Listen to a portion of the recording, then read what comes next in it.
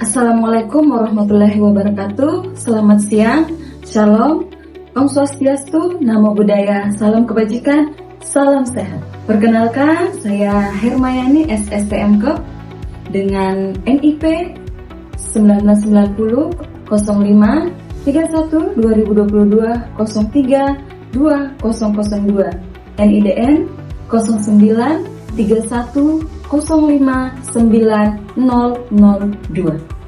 Saya merupakan salah satu dosen yang ada di Poltekkes Kemenkes Jayapura dan berhome base di Prodi D3 Kebidanan Biat sejak tahun 2022 hingga sekarang. Sebelumnya saya bekerja di salah satu yayasan sebagai dosen tetap di Yayasan Sigia Makassar tahun 2016 sampai dengan tahun 2021. Saat ini saya mengampu beberapa mata kuliah, di antaranya Kebutuhan Dasar Manusia, Asuhan Kebidanan Neonatus Bayi Balita, kemudian Obstetri dan Ginekologi, Anatomi Fisiologi, dan Pendokumentasian dalam Kebidanan.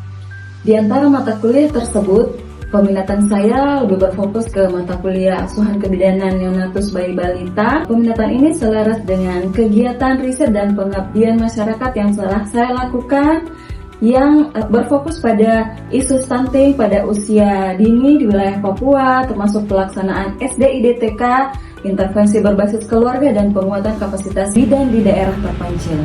Mata kuliah Asuhan Kebidanan Neonatus Balita ini dengan kode mata kuliah BD 5017 bertempat di semester 4. Tujuan mata kuliah ini membekali mahasiswa dengan kompetensi klinis, teknis, dan sosial dalam memberikan asuhan holistik berbasis evidence-based practice dan konteks lokal Papua. Sebelum mengikuti mata kuliah Asuhan Kebidanan Neonatus Bayi dan Balita, mahasiswa harus menyelesaikan mata kuliah Konsep Kebidanan dan mata kuliah Komunikasi dalam Praktek Kebidanan. Untuk penyampaian mata kuliah ini telah menerapkan metode DIA atau Delivery, Interaction, dan Assessment. Mata kuliah Asuhan Kebidanan Neonatus Bayi dan Balita disampaikan melalui integrasi 2 SKS teori dan 2 SKS praktek selama 16 kali pertemuan termasuk UTS dan UAS. Penyampaian materi dilakukan secara bertahap dengan pola blended learning, di mana tatap muka 100 menit per pertemuan, kemudian belajar mandiri terstruktur 120 menit per pertemuan. Yang ketiga, praktikum laboratorium atau klinik 340 menit. Interaksi berlangsung dua arah melalui diskusi kelompok, simulasi kasus klinis, demonstrasi keterampilan, serta bimbingan individu dalam penugasan. Adapun sistem penilaian pada mata kuliah ini dilakukan secara komprehensif dengan menggabungkan aspek kognitif melalui kuis, tugas, dan ujian, aspek psikomotorik melalui praktikum dengan daftar tilik, dan aspek afektif melalui partisipasi dan kerjasama kelompok. Mata kuliah ini memberikan kemampuan kepada mahasiswa untuk memberikan asuhan secara komprehensif pada neonatus bayi dan balita yang didasari oleh pengetahuan berbasis evidence-based, sikap profesional, serta keterampilan klinis sesuai standar kompetensi bidang vokasi. Materi dikontekstualisasikan dengan permasalahan di wilayah Papua, khususnya pada kasus malaria, HIV/AIDS, dan stunting. Setelah mengikuti mata kuliah ini, mahasiswa diharapkan mampu, yang pertama, memahami konsep evidence-based dalam asuhan kebidanan neonatus bayi dan balita. Yang kedua, mengidentifikasi kebutuhan dasar seperti ASIH, ASAH, dan ASUH sesuai tahap perkembangan. Yang ketiga, melakukan pemantauan pertumbuhan dan perkembangan melalui KMS, SDIDTK, dan DDST. Yang keempat, mampu memberikan imunisasi sesuai jadwal dan menggunakan teknik yang benar atau teknik yang tepat. Yang kelima, mengenali komplikasi atau penyulit termasuk BBLR, infeksi, ikterus, malaria, dan HIV/AIDS. Yang keenam, mampu memberikan keterampilan dasar kebidanan seperti termoregulasi, perawatan tali pusat, dan resusitasi. Mampu memberikan asuhan kebidanan pada neonatus bayi dan balita, baik yang normal maupun yang beresiko tinggi. Dan yang terakhir, mampu mendokumentasikan hasil asuhan kebidanan neonatus bayi dan balita menggunakan SOAP dan buku KIA.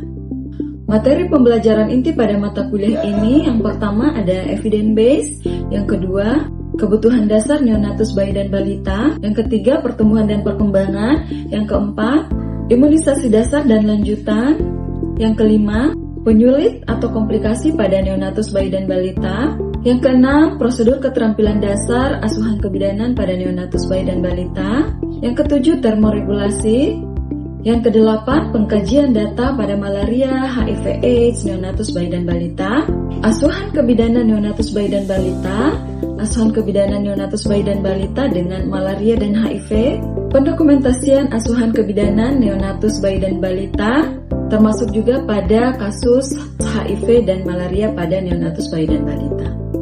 Model perkuliahan pada mata kuliah ini telah menerapkan student center learning dengan pendekatan problem based learning dan case based learning yang mengacu pada skenario klinis yang ada di Papua. Adapun metode pembelajaran yang saya gunakan diantaranya ada small group discussion, role play, simulasi klinis, discovery learning, cooperative learning, dan demonstrasi klinis menggunakan pantun.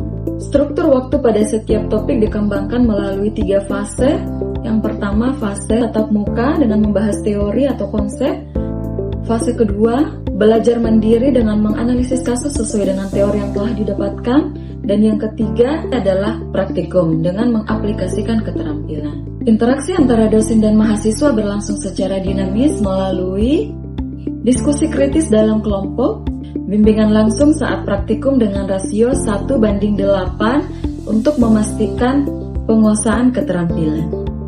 Seminar makalah kelompok dengan umpan balik konstruktif dari dosen, konsultasi individu dalam analisis pertumbuhan dan perkembangan, penggunaan studi kasus konstektual Papua. Yang terakhir, sistem penilaian pada mata kuliah ini ada sistem penilaian pada teori dan sistem penilaian pada praktikum. Untuk komponen teori, kuis konseptual 10%, tugas individu 20%, tugas kelompok 10%, UTS 30% dan UAS 30%. Untuk komponen praktikum, pengetahuan prosedural 20%, keterampilan klinis 60%, serta sikap profesional 20%.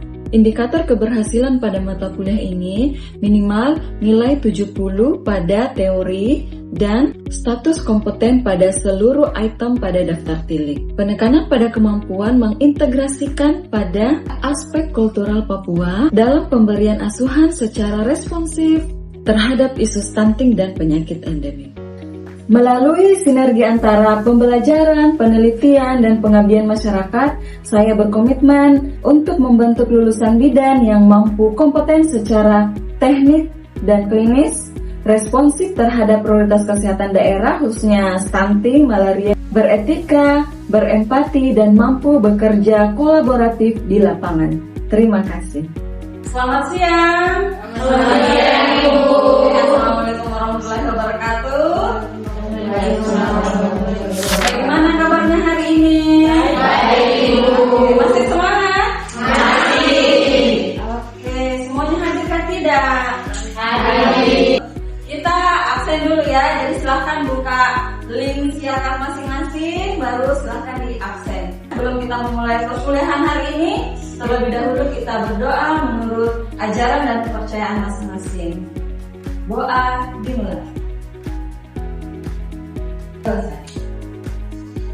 Ada yang masih ingat materi yang telah kita pelajari minggu lalu? Masih. Apa itu yang kita pelajari minggu lalu? Evidence dan kebidanan. Evidence dan kebidanan. Apa saja yang termasuk evidence dalam kebidanan? Itu ada evidence. M-nya apa lagi M-nya? Apa lagi? Hasil Baby friendly. Apa lagi? Jadi minggu ini kita akan belajar tentang kebutuhan dasar pada neonatus, bayi dan balita. Karena sudah belajar tentang evidence based kan, jadi sekarang kita belajar tentang kebutuhan dasarnya. Nah, setelah mengikuti pembelajaran ini, diharapkan adik-adik semuanya mampu menjelaskan kebutuhan dasar neonatus hingga anak kelas sekolah. Itu poin pertama. Kemudian yang kedua, mengidentifikasi tanda bahaya pada setiap tahap usia. Jadi mulai dari neonatus, bayi sampai dengan balita. Kemudian yang ketiga, mampu merancang intervensi promosi kesehatan berbasis konsep ASI, ASA, dan ASU. Kemudian yang terakhir, memberikan penyuluhan prapulan yang efektif kepada orang tua. Jadi sebelum orang tua pulang ke rumah, kita berikan penyuluhan kepada ibunya. Oke? 3 pilar pengasuhan menurut Kemenkes RI tahun 2023. Yang pertama ada ASI. ASI itu bagaimana maksudnya? ASI adalah kasih sayang, bonding, keamanan emosional adalah landasan psikologis. Oke, jadi kebutuhan ASI itu adalah bagaimana orang tua memberikan kasih sayang kepada anaknya, kemudian bagaimana dia menjaga keamanan emosionalnya. Jadi orang tua itu tidak hanya melahirkan saja, tidak bisa, tapi dia harus mampu mengetahui bagaimana situasi emosional anaknya. Kemudian pengasuhan yang kedua ada asah. Jadi kalau asah itu mengasah, bagaimana orang tua mengasah atau menstimulasi pertumbuhan dan perkembangan bayinya sehingga anak-anak ini bisa mengembangkan potensinya sedari dini. Begitu ya. Jadi Ibu sambil menjelaskan, kalau ada yang mau bertanya silahkan bertanya, tidak apa-apa. Oke? Kita lanjut. ASU. Coba dibacakan lagi Alda. ASU pemenuhan kebutuhan fisik dan lingkungan sehat. Oke, jadi kalau asuh ini berarti mengasuh. Bagaimana orang tua mampu memenuhi kebutuhan fisiknya dan memberikan atau menciptakan lingkungan sehat bagi bayi balita sehingga si bayi ini, si anak, si balita ini mampu merasa aman pada saat dia berada di lingkungannya. Izin Ibu, Ya, gimana? untuk kan biasa itu ada anak yang lebih sering bermain gadget sehingga kurang berinteraksi dengan lingkungan. Apakah yang mana ASU yang termasuk di ASI, ASA atau ASU? Oke, pertanyaan yang sangat bagus sekali. Bagaimana kalau anak sering bermain gadget sehingga interaksinya kurang? Pola pengasuhan mana yang perlu dipertegas? Jadi dari ketiga pengasuhan ini, yang perlu dipertegas adalah di bagian asah. Kenapa? Karena di asah itu kita sebagai orang tua, sebagai seorang bidan harus mampu memberikan stimulasi pertumbuhan dan perkembangan. Jadi kalau stimulasi kan berarti kita mengajarkan ke anak merangsang supaya dia belajar berkomunikasi. Jadi kalau di stimulasi tumbuh kembang ada aspek motorik kasar, motorik halus, kemudian ada bahasa dan ada interaksi sosial. Jadi Bu tekankan lagi, kalau kurang interaksi berarti dipermantap lagi bagian asah, mengasah. Ada lagi pertanyaan lain? Kalau nggak ada kita lanjut. Oke. Nah, kebutuhan dasar pada neonatus. Yang pertama ada kebutuhan bonding dan attachment atau ikatan batin antara si anak dengan orang tuanya. Nah, hal ini dapat kita lakukan dengan memberikan kontak kulit dengan kulit atau skin to skin. Nah, hal ini bisa kita lakukan dari awal. Pada saat bayi baru lahir, kita melakukan IMD. Sudah pernah lakukan IMD? Sudah. Bagaimana itu IMD? Jadi, meletakkan meletakkan di perut, kemudian biarkan bayinya mencari sendiri susu. Itu berapa lama itu? 1 jam. Jadi dari awal, dari kelahiran bayi itu kita sudah menerapkan bonding attachment atau ikatan batin antara ibu dan anaknya. Kemudian yang ketiga, libatkan ayah dalam perawatan dini. Jadi jangan di rumah dulu baru ayah ikut merawat, tapi di dalam pada saat bayi lahir ayahnya juga harus dilibatkan. Supaya apa? Supaya terjalin juga namanya bonding attachment. Kemudian kebutuhan dasar yang kedua ada ASI. Apa itu ASI?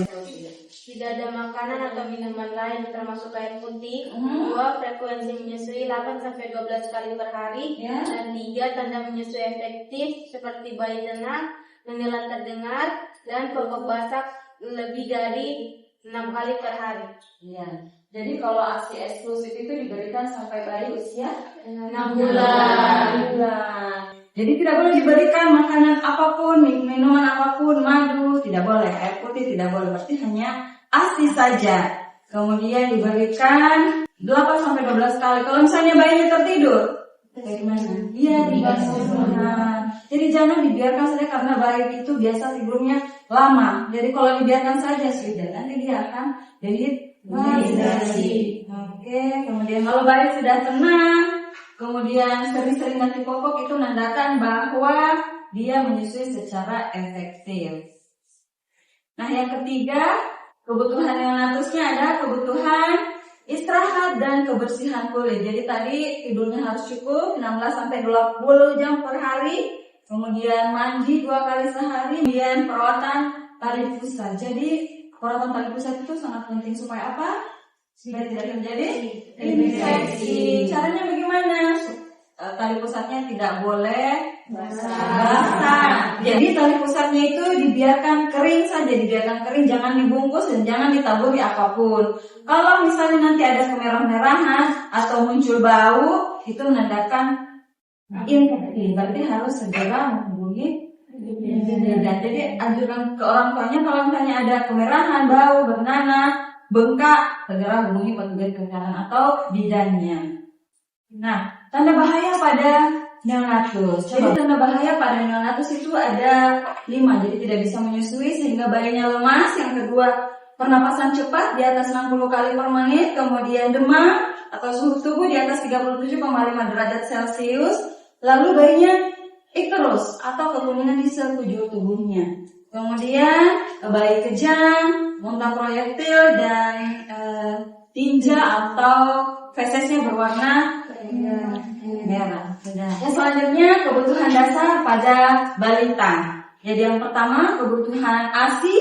Jadi kalau kebutuhan ASI balita dengan neonatus itu berbeda karena kita sesuaikan dengan tahapan pertumbuhan dan perkembangannya. Kalau pada balita sering-sering memvalidasi perasaannya. Jadi tanyakan ke dia, bagaimana perasaannya sayang? Kok sedih kah? Kok senang kah? Begitu, jangan didiamkan saja. Kalau anaknya ngambek jangan didiamkan, tapi ditanya apa penyebabnya. Begitu sehingga dia merasa bahwa oh, orang tua saya peduli sama saya, gitu ya. Kemudian libatkan dalam keputusan sederhana. Misalnya pilih baju, coba libatkan dia. Ada yang mau pakai baju apa, gitu ya. Jadi dia merasa dihargai. Kemudian kebutuhan asah. Coba dibacakan dulu. Kebutuhan asah pada balita yang pertama. Kebutuhan asah yang pertama stimulasi sosial, Ya. seperti bermain kelompok. Yang kedua persiapan sekolah atau mengenal angka, huruf, aturan sederhana. Yang ketiga kegiatan kreatif. Dia bisa menggambar, menyanyi, dan menari. Ya. Jadi kita perlu menstimulasi secara sosial, kebutuhan sekolah dasar yang kayak menggambar, terus kegiatan kreatifnya lagi. Lalu yang terakhir ada kebutuhan asuh. Jadi perlu dipersiapkan gizi seimbang, kemudian tidur 10-30 menit, kemudian imunisasi lanjutan, kemudian aktivitas fisik atau ajak dia bermain di atas 60 menit sehari. Nah, di neonatus tadi sudah ada tanda dan bahaya. Di balita juga ada tanda dan bahaya. Tanda bahaya pada balita, coba mungkin bisa dibacakan. Tanda bahayanya yang pertama sulit bergaul atau agresif berlebihan. Yang kedua tidak bisa menggambar lingkaran dengan usia 3 tahun. Yang ketiga inkontinensia urin setelah usia 5 tahun. Dan yang keempat tidak bisa mengikuti instruksi 2 langkah. Oke, terima kasih. Tanda bahaya pada balita yang pertama itu sulit bergaul. Tadi ada pertanyaan tidak bisa berinteraksi karena apa? Kebanyakan main gadget. Kemudian agresif berlebihan juga itu merupakan tanda bahaya. Terlalu lincah, ya. Kemudian yang kedua tidak bisa menggambar lingkaran pada usia 3 tahun. Harusnya dia sudah bisa gambar lingkaran, gambar vertikal. Kalau itu kurang, tidak bisa menggambar lingkaran, dicurigai adanya keterlambatan, ya.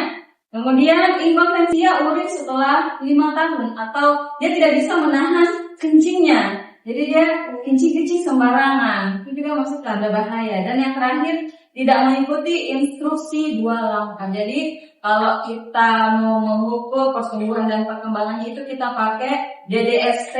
Nah, di situ kalau ada 2 poin yang dia tidak bisa ikuti, nah itu kita bisa mencurigai adanya keterlambatan. Ingat, mencurigai ya, karena kita bidan tidak bisa mendiagnosa bahwa oh ini anak terlambat, tidak bisa.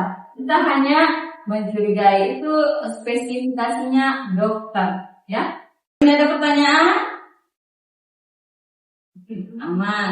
Jadi kita lanjut penyuluhan sebelum bayi pulang. Pertama, bagaimana cara menyusui yang baik dan benar, yaitu bagaimana posisinya, kemudian bagaimana perlengketan mulutnya baik ke payudara ibunya, kemudian tanda bahaya neonatus, kemudian kapan ke fasilitas pelayanan kesehatan, lalu jadwal kunjungan nifas dan imunisasi pada bayi usia 0, 1, 2, 3, sampai 4 bulan. Itu semua kita berikan penyuluhan kepada ibu. Kemudian berikan penyuluhan tentang perawatan tali pusat dan bagaimana pemantauan kulitnya.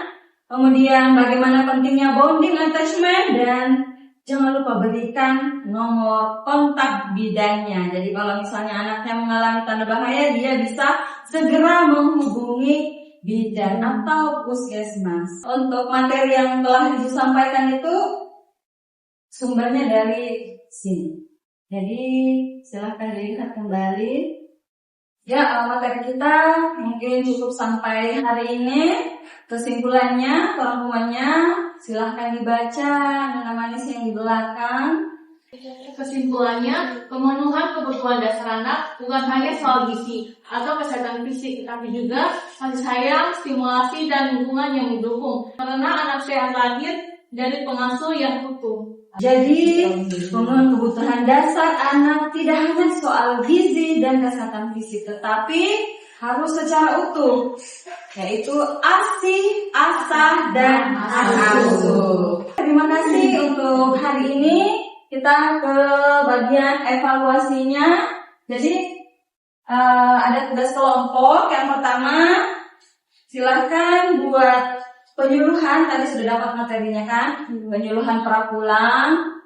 Silahkan dibagi 2 kelompok untuk memberikan penyuluhan. Jadi kita role play bagaimana seorang bidan memberikan penyuluhan kepada ibu nifas sebelum ibunya pulang. Kemudian ada tugas kedua, yaitu tugas individu. Jadi menganalisis kasus anak 24 bulan yang belum bisa bicara, kemudian identifikasi kebutuhan ASI, ASA, dan asuhnya yang kemungkinan kurang.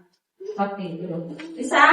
Bisa. Oke, silahkan dibuat kelompoknya, duduk berdasarkan kelompoknya. Oke, kelompok 1 dan kelompok 2 sudah siap? Sudah, Ibu. Oke, tapi sebelumnya dari materi yang Ibu tadi sudah jelaskan, apakah ada yang belum jelas? Ada yang mau ditanyakan?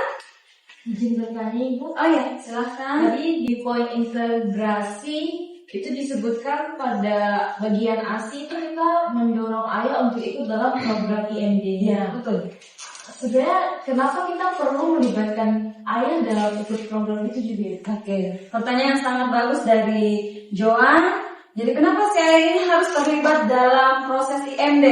Jadi bukan ayah memberikan IMD, tetapi ayah di situ berperan memberikan dukungan kepada ibunya agar tetap semangat sehingga bisa memberikan ASI eksklusif. Kemudian kalau ayah juga berperan aktif mulai dari bayi lahir, itu pertumbuhan bayi akan semakin optimal. Jadi bayi tidak merasa sendiri karena ada orang tuanya yang lengkap yang turut mengasihi, mengasuh, dan mengasahi. Seperti itu. Gimana? Sudah jelas? Sudah jelas, Ibu. Oke. Ya. Ada lagi pertanyaan? Kalau sudah tidak ada, mungkin dari kelompok 1 atau kelompok 2 dulu yang mau role play. Oke, silahkan kelompok 2. Makasih Bu, di sini kelompok kami kelompok 2, kami akan mempresentasikan tentang ASI eksklusif. Di sini saya Evania Esmeralda Kalian berperan sebagai bidan, dan di sini ada Desi dengan kakak Ina berperan sebagai ibu dan suami, dan teman-teman sekalian berperan sebagai ibu nifas yang lain. Di sini saya akan menjelaskan bagaimana penting ASI eksklusif untuk bayi. Baik pasangan suami istri dengan ibu-ibu nifas sekalian, di sini saya akan menjelaskan bagaimana penting ASI untuk bayi. Di sini ASI diberikan selama 6 bulan tanpa ada campuran madu, air. Dengan setiap 2 jam sekali bayi harus dibangunkan untuk ibu meneteki. Kalau bayi masih gimana? Tidak apa-apa Bapak, bangunkan saja, terus tenangkan bayi sedikit, baru ibu mulai meneteki bayinya, Kak. Tapi sebelum habis selesai meneteki, wajib sendawakan. Itu dari penjelasan saya, mungkin ibu-ibu yang lain ada pertanyaan? Kalau ada pertanyaan saya bisa. Izin ibu bidan, tapi bagaimana kalau bayinya itu tidak mau minum susu sama sekali? Kalau sudah begitu, ibu-ibu sekalian harus mencari fasilitas kesehatan terdekat, langsung berkomunikasi dengan bidan. Nah, di situ bidan akan menjelaskan bagaimana untuk menangani bayi tersebut. Mungkin itu saja. Apakah ada lagi? Tidak ada ibu. Terima kasih. Ya, beri aplaus untuk aku. Sekarang kelompok 1 silakan memberikan penyuluhan kepada ibu Mufas. Baik Ibu, kami dari kelompok 1 akan melakukan role play penyuluhan sebelum bayi pulang. Silakan. Perkenalkan, nama saya Mary Nekre. Di sini saya sebagai bidan dan Kakak Ica sebagai ibu, Kakak Julia sebagai ayah, dan teman-teman yang lain sebagai ibu Nimpas. Baik, selamat siang ibu-ibu dan juga bapak. Selamat siang ya. Saya bidan yang hari ini akan memberikan penyuluhan tentang perawatan tali pusat. Nah, untuk perawatan tali pusat, kita cukup merawat dengan menggunakan air bersih dan juga sabun, kemudian kita keringkan. Izin ibu bidan mau bertanya. Iya, Boleh Bu. dikasih bedak atau minyak, Kak? Untuk bedak atau minyak itu tidak boleh diberikan, Ibu. Dan untuk tanda bahayanya yang boleh saya ketahui, ibu bidan boleh kasih tahu. Nah, jadi untuk tanda bahaya pada tali pusat, ibu-ibu bisa perhatikan kalau tali pusatnya kemerahan, kemudian ada bengkak, atau nanah, atau mengeluarkan bau yang tidak sedap, dan juga demam atau bayinya itu rewel, Ibu. Izin ibu bidan. Iya, Kalau bagaimana? misalnya ada tanda-tanda seperti itu, apa yang harus kamu lakukan? Yang harus ibu-ibu lakukan kalau misalkan munculnya tanda bahaya pada tali pusat, ibu-ibu bisa langsung segera ke fasilitas kesehatan agar mendapatkan penanganan dan pelayanan yang tepat. Baik ibu bidan, terima kasih. Terima kasih. Bisa saya tanya kan? Bisa Ibu. Kalau bayi selesai mandi terus pakai alkohol bisa nggak ya di dekatnya tali pusat? Setelah dimandikan bayinya mau dikasih alkohol tidak bisa Ibu. Betadin juga tidak boleh Ibu. Jadi cairan apapun itu tidak boleh diberikan. Jadi tali pusatnya harus tetap dijaga kering dan bersih agar tidak menimbulkan infeksi. Sama-sama Ibu. Baik, kalau tidak ada lagi yang bertanya, penyuluhan kita sampai di sini. Terima kasih. Iya. Oke, beri aplaus untuk kelompok 1. Saya rasa semuanya sudah cukup paham bagaimana cara mengedukasi orang tua sebelum pulang. Ya, jadi sebelum pasiennya pulang, adik-adik sekalian berikan edukasi kepada orang tuanya. Oke, karena waktu kita sudah menunjukkan pukul 12.45, berarti sudah selesai pertemuan hari ini. Untuk pertemuan minggu depan kita akan membahas tentang pertumbuhan dan perkembangan. Jadi bagaimana menstimulasi. Jadi kita pakai DDST. Jadi silahkan materinya bisa di-download di Siaka, di Edlink, baru dipelajari supaya minggu depan sudah ada bayangan untuk kita belajar. Terima kasih untuk hari ini dan selamat siang. Selamat siang Ibu. Demikian video pembelajaran pada mata kuliah Asuhan Kebidanan Neonatus Bayi dan Balita pada program studi D3 Kebidanan via Poltekkes Kemenkes Jayapura. Semoga video pembelajaran saya dapat menjadi bahan pertimbangan dalam penilaian sertifikasi dosen. Terima kasih. Wassalamualaikum warahmatullahi wabarakatuh.